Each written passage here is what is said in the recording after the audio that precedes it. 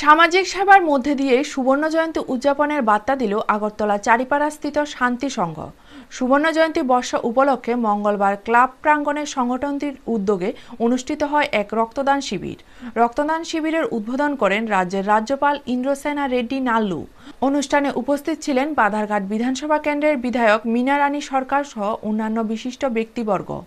এই উপলক্ষে রাজ্যপাল রক্তদানের পাশাপাশি সকলকে অঙ্গদানে এগিয়ে আসার আহ্বান জানান।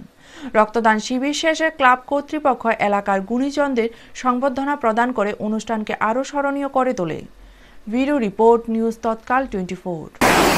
जो अनकॉन्शियस जो ब्रेन डेथ होता है इसी संदर्भ में वो भी उनके किडनी दे सकते हैं, लीवर दे सकते हैं। अभी तो कुछ जगह हार्ट का भी ट्रांसप्लांटेशन हो रहा है। तो इसके लिए मानसिकता बनाना या ये जरूरी है। तो उस दिशा में भी एजुकेट करते जाना,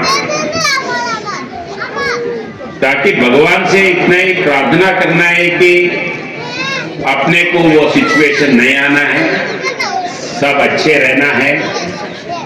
मगर उस सिचुएशन में है तो किसी को अल्टरनेटिव करने में भी ये देना है।